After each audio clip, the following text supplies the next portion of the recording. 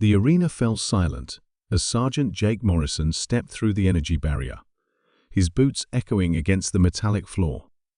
Above him, thousands of alien spectators from across the Galactic Federation leaned forward in their seats, their various appendages, tentacles, and optical organs focused on the lone human figure below.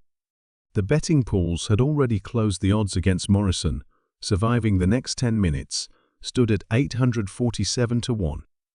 High Arbiter Velthark, a towering insectoid with iridescent wings, activated the arena's communication system.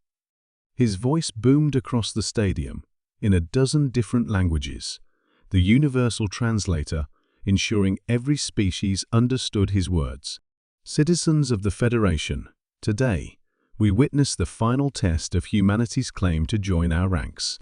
One human warrior against 100 of our finest gladiators, selected from 12 different worlds.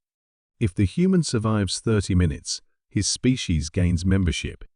If not, Velthark's mandibles clicked with amusement. Well, humans will return to their primitive world and never venture beyond their solar system again. Morrison adjusted his tactical vest, checking the power levels on his pulse rifle one final time. The weapon was standard Earth military issue reliable, but nothing compared to the energy cannons and plasma weapons his opponents would wield. Around the arena's perimeter, 100 alien warriors took their positions, each one a champion of their respective species. There was Krog the Devastator, a 10-foot-tall Gorlian whose rocky skin could deflect most energy weapons. Beside him stood 3 ethereal assassins, their translucent forms already beginning to phase between dimensions. The Zephyrian warbots hummed with contained energy, their multiple arms ending in various weapon configurations. Reptilian sorors hissed and displayed their venomous fangs, while the cybernetic Nexus drones floated silently, their scanning beams analyzing Morrison's every movement. "Quite the welcoming committee," Morrison muttered, his voice picked up by the arena's sensors and broadcast to the crowd. Several alien spectators laughed, a sound that ranged from musical chimes to guttural roars depending on their species. Ambassador Sarah Chen watched from the VIP section, her hands clenched so tightly her knuckles had turned white. Beside her, the Galactic Federation's War Council observed with barely concealed satisfaction. They had designed this test to be impossible, a way to humiliate humanity while appearing fair.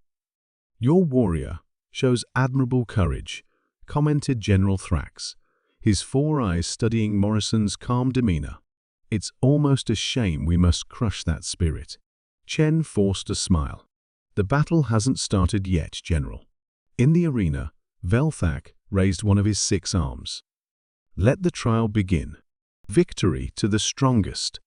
The energy barrier dropped, and chaos erupted. Morrison moved before the barriers had fully dissipated, his enhanced reflexes, a product of Earth's military augmentation program, allowing him to process the battlefield in slow motion. The aliens charged from all directions, confident in their overwhelming numerical advantage. Morrison's first shot took out the lead Zephyrian warbot, his pulse rifle's concentrated energy beam piercing its central processing core. Before the robot had hit the ground, he was already rolling to his left, avoiding the devastating energy blast from Krog's shoulder cannon. The ethereal assassins phased into view behind him, their molecular blades gleaming. Morrison spun, grabbing a concussion grenade from his belt and detonating it at point-blank range. The sonic pulse disrupted their phase abilities, solidifying them just long enough for Morrison to eliminate all 3 with precise headshots. "Impossible," General Thrax whispered, as Morrison continued his deadly dance across the arena floor. The human moved like liquid lightning, never staying in one position for more than a second. His tactical awareness seemed superhuman. He anticipated attacks before they came, used his enemy's momentum against them, and turned their superior technology into a liability. When a group of sorors tried to corner him, he led them directly into the firing line of a Nexus drone squad, causing them to eliminate each other in a crossfire of confused aggression. Morrison's rifle clicked empty. Without missing a beat, he discarded it and scooped up a fallen Gorlian's plasma cannon, the weapon nearly as large as his torso. The aliens, realizing their numerical advantage was rapidly disappearing, began to coordinate their attacks more effectively. 50 aliens remained, then 30, then 20. Each fallen warrior had learned too late that humans possessed something the Federation had never encountered in their sterile, technologically dependent civilization: pure, adaptable lethality, born from millions of years of survival evolution. Krog the Devastator charged forward, his massive bulk shaking the arena floor. Morrison waited until the last possible second, then dropped into a sliding tackle that sent the Gorlian tumbling. As Krog struggled to regain his footing, Morrison scaled his rocky back and placed a plasma charge directly against the base of his skull. 1. Morrison countered aloud as the Gorlian collapsed. The remaining aliens hesitated, their confidence shattered. They had expected to face a primitive barbarian, not a tactical genius who turned their own strengths against them. Morrison stood among the bodies of his enemies, covered in alien blood and synthetic fluid from the destroyed robots. Steam rose from his tactical vest, where energy weapons had grazed him, but he remained standing. The arena fell completely silent, except for the hum of failing energy shields and the crackle of damaged weapons. Time, Velthark announced, his voice hollow with disbelief. 4 minutes and 37 seconds. The alien spectators sat in stunned silence.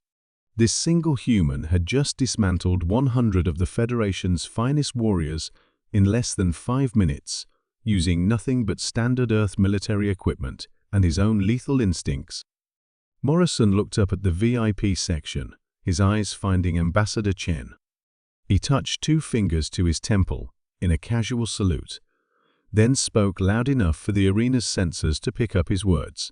Earth is ready to join the Federation. But we're not asking for membership anymore, we're demanding respect. In the VIP section, General Thrax's 4 eyes widened as he finally understood what the Federation was truly dealing with. Humanity wasn't seeking to join a community of advanced civilizations.